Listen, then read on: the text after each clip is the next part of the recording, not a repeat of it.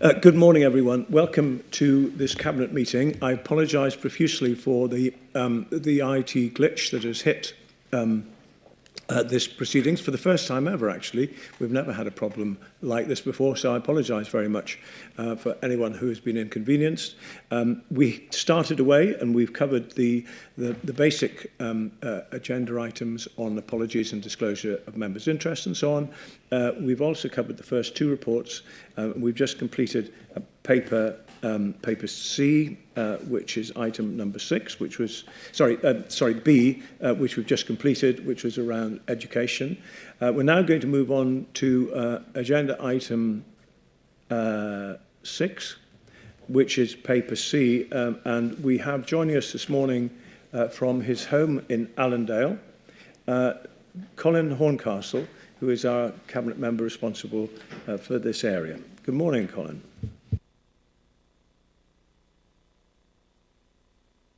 I think we can't really hear you, sadly. You see, this IT glitch is still, it hasn't reached Allendale yet by the sound of it. Try again, Colin. Well, my mic is on, my camera's on. I presume you can see me. Yeah, well, we can just hear you. So I think what we need to do is just keep your report very short, if you can. Oh, okay, right then. I wonder if I turn the volume up. Is that any better? Can't hear you, Glenn. Sorry. That's fine. Yes, thank you so much. That's fine. Right. Okay. Homelessness and rough sleepers strategy 22 to 26. Obviously, local authorities, there's a duty on local authorities to review the homelessness in their areas. Now, these strategies are all based on government legislation and acts of Parliament. So we've got a strategy in place at the moment, but because government legislation changes, we have to review our strategies. And I'm just going through this as quick as I can, Glenn, so I'm having to miss lots out. Our original strategy was adopted in 2016, and that was in line with government legislation. But the Housing Act in 1996 has been amended in 2017. Now, the Northumberland Homelessness Strategy of 2016-21 was refreshed in 2019, but in November 21, after consultation was carried out with other parties and stakeholders to see if our current objectives were still relevant and meet the requirements of the Homelessness Reduction Act. So our new Homelessness and Rough Sleeper Strategy 22 to 26 reflects the consultation and the needs and demands of Northumberland. The strategy sets out the priorities and future actions to tackle homelessness over the next 5 years. There's a big emphasis on prevention of homelessness and early intervention before homelessness actually occurs. So obviously, I can't take part in the decision making today, but what I can say is that the strategy and the recommendations are sound, and I've made that as brief as I possibly can. Yeah, thank you very much indeed. So yes, we've looked at the strategy over the past few weeks, studied it very carefully, and the recommendation is there before us to approve the refreshed strategy. If there are no questions, is there a proposer for that? Proposed by Councillor Watson, seconded by Councillor Patterson. Are you all in favour of the new strategy? Yep, that's lovely. Thank you very much indeed. And that moves us on now to item number 7, which is paper D, which is, again, a paper that we've looked at in considerable detail over the last 2 or 3 weeks. It's there for us. Wendy, do you want to add anything? Just to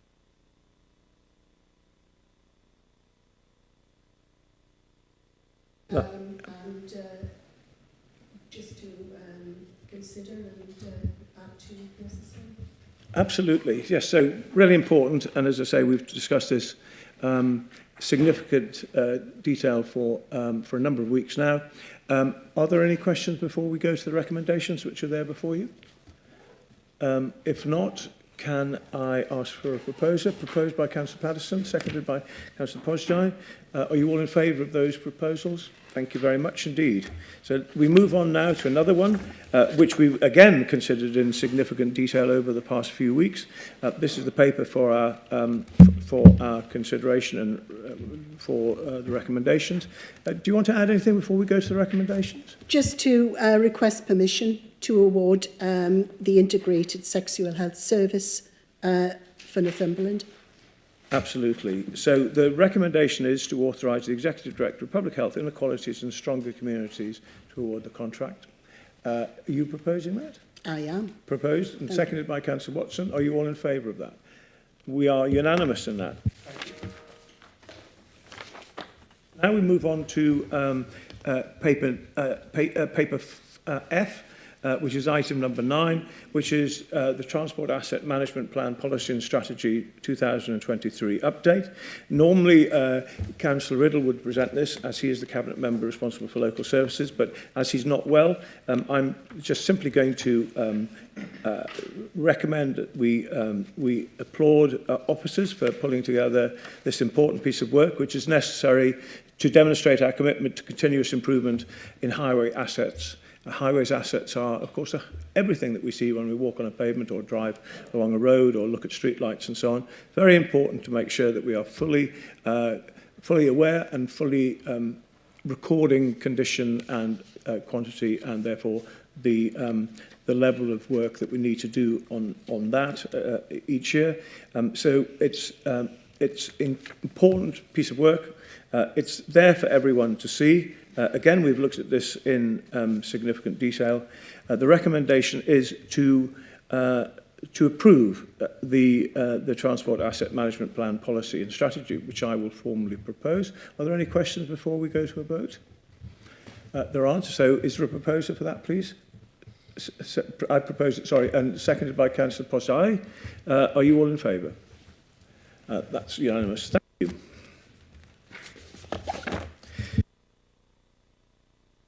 Next, we move on to item 10, paper G, which is around the Northumberland Energy Park Phase 3.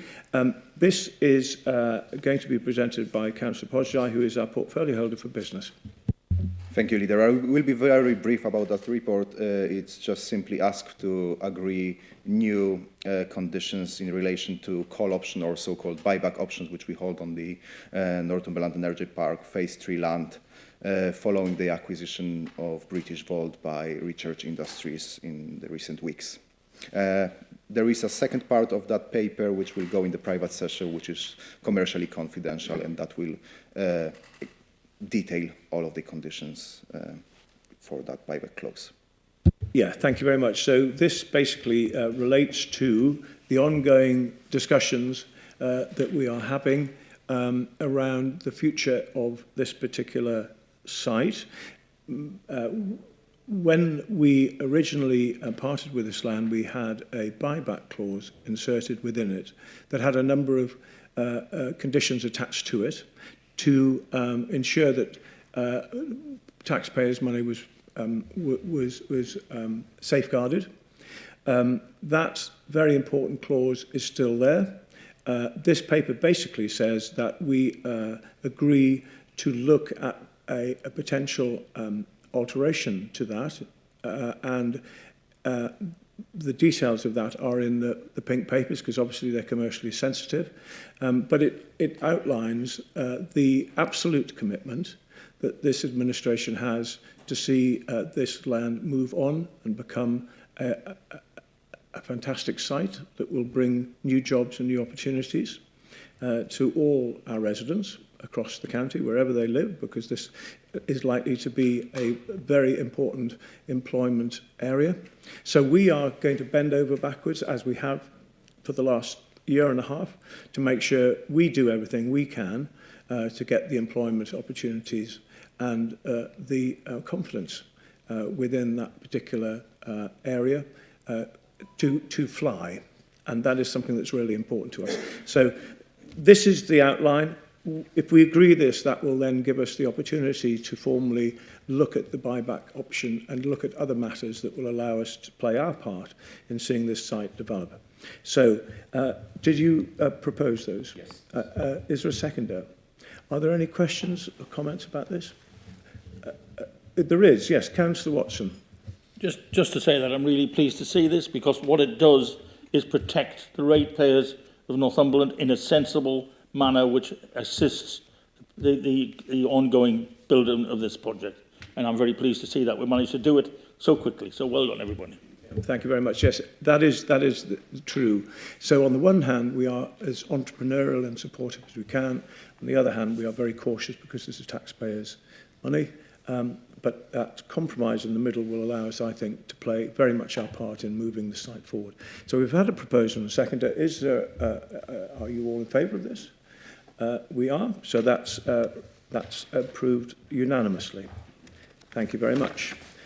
Now we move on to another very exciting project, which is paper H, which is item 11, which is around energising Blythe. A fantastic scheme, fantastic amount of work going on there. Councillor Podger, would you like to tell us about it? Yes, thank you, Leader. This report seeks approval to the outline business case for the Link project, which is part of Energising Blythe scheme. It will include Bridge Street improvements, which is the major road and link in the town centre that will provide new public realm, new transport and connectivity improvements, including some cycling and walking provisions to connect the town centre with the east side of the town and the quayside. We've done this many times. It just simply approved the outline business case, so we can enable that to progress to the full business case, which is a part of the Green Book procedures, and the rest are just recommendations to delegate authorities, etc., which you will read out. Thank you very much. Thank you very much. So the details are all there. A hugely important project, and something that we are fully supportive of to help Blythe move forward yet another step. And we're very pleased to see this. Are there any questions? If not, is there a proposer? Proposed by Councillor Podger, seconded by Councillor Watson. Are you all in favour of this? Yep, that's unanimous. Thank you very much indeed. That takes us on now to item 10, I think, paper I, which is the financial performance. Do we have Jan Willis with us if there are any questions? Yes, we do. This is essentially a paper that gives the position of the Council's finances as at the end of December. We see there's some very positive news and very keen budgeting and management going on within the authority. One or two areas of concern which we've discussed with Jan. But all in all, the recommendations are there in para 2, and there's a lot of them. Are there any questions about this before we go to the vote? No? Okay, so I'm happy to propose these recommendations into paragraph 2. Is there a seconder? Seconded by Councillor Watson. Are you all in favour? Thank you. So that's agreed. Now we move on to paper J, which is item 13. This is the summary of new capital proposals, and I'm going to go through each one because they're all fantastic projects. First one is around the aerial ladder platform, an ALP, an ALP, for the Northumberland Fire and Rescue Service. I can bring in Colin if he's there, or I can just take this myself. Colin, are you there? Yes, sorry, yes, I'm here. Yes, right, we have not got this bit of equipment. We are surrounded by services that do have it, but there's been a few instances recently when we needed this bit of equipment and we couldn't get our hands on one quickly.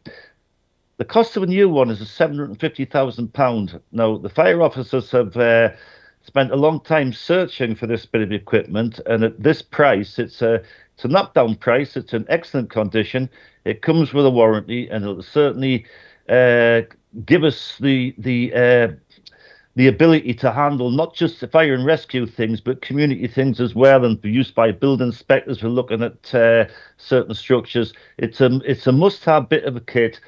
At this price, we can't really say no to it. We need it.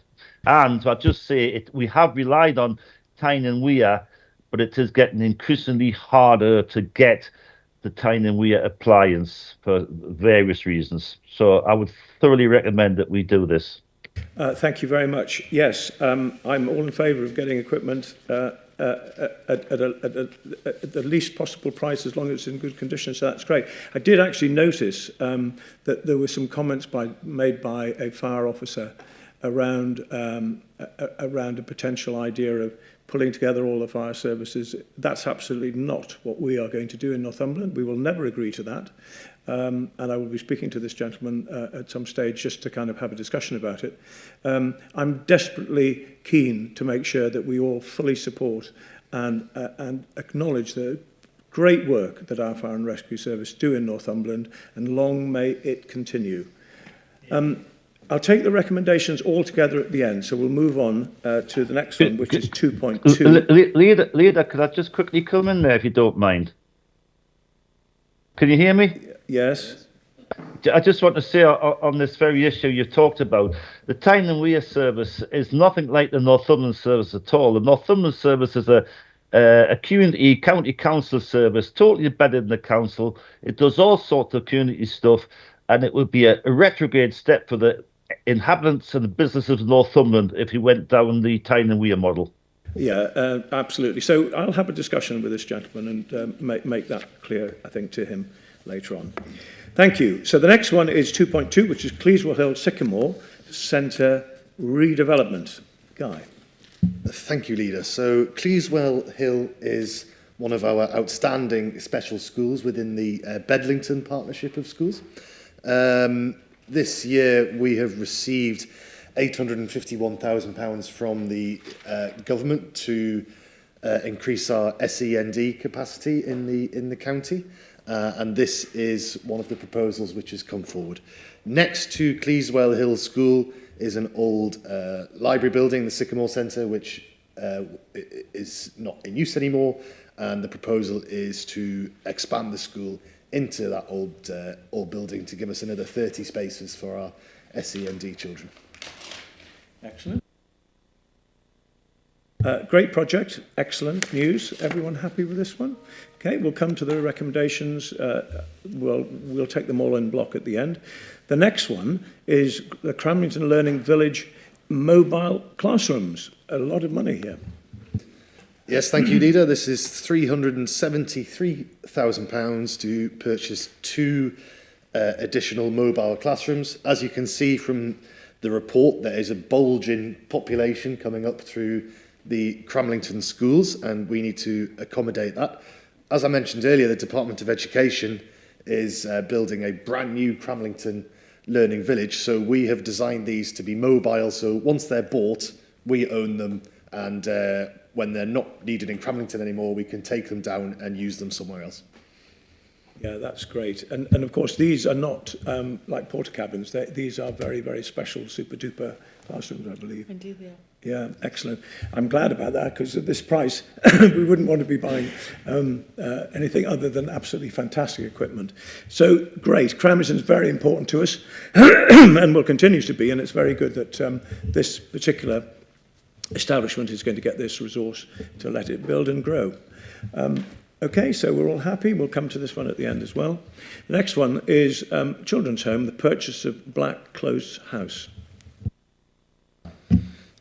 So the proposal here, Leader, is for 1.26 million to purchase a home. It's a substantial house, 1.43 acre site, and then convert it into a children's home. This is of huge benefit to Northumberland. It means that there are more looked after children don't have to leave the county. They can stay in the county where they would like to be, and there is a significant cost saving for us using our own provision rather than going to private third sector parties to get this provision.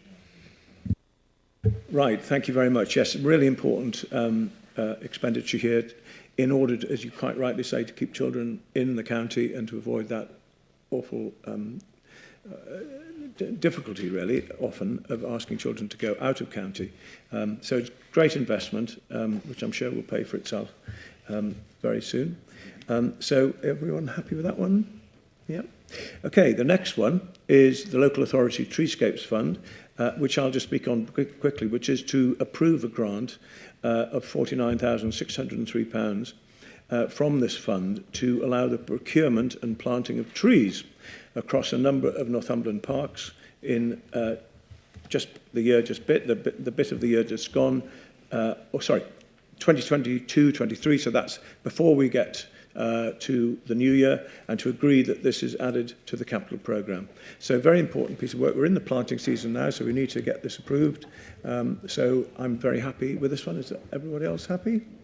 They are. Okay. The Ponteland Section 106 Highways Improvements money. Again, I'll take this one. This is £220,000 for highways improvements in the Ponteland area, which has been secured by a Section 106 agreement from the former police headquarters site outside Ponteland.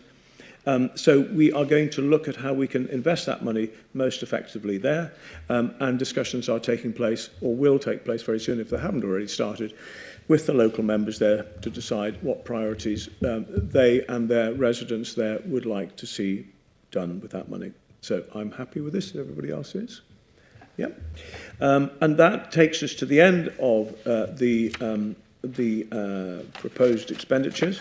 The recommendation then is, which I will put, which is to accept all of them. I propose that, seconded by Councillor Watson. Are you all in favour of these excellent schemes? That's good. Thank you very much indeed.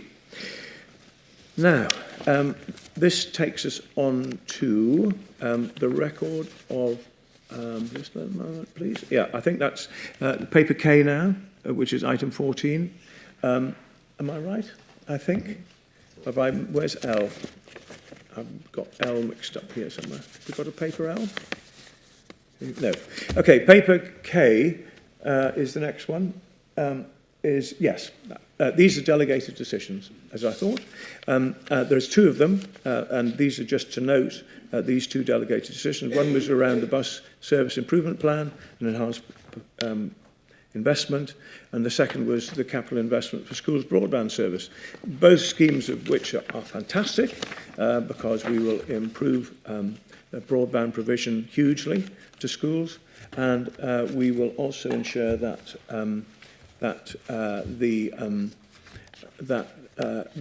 we will ensure that all schools get the provision of broadband that they so badly need in some places, and also the bus service improvement plan, which is part of a very significant government grant, which we will ensure gets spent sensibly and wisely in Northumberland for the future. We know that those decisions will be made quite soon now. And this basically is something that we've just agreed. So these are two for noting, and that is all. Are we happy to note those? All in favour? Yep. And I believe that takes us to the end of the normal business, because there is no urgent business. Am I correct? So if there's no urgent business, that we've done that one. It's the delegate, yep. So that takes us to the end of the business. Thank you all very much indeed. I now will have to ask if we can move into closed session and therefore pass that proposal. Is that proposed by Councillor Posjai, seconded by Councillor Patterson? So we now move into closed session, and can I thank the members of the public who've joined us for this rather unusual session. I apologise again for the IT problem that caused a bit of a mess up, really, I think you could say, of this live streaming. We have spoken seriously to the IT bug that caused this, and he has promised me it won't happen again. So next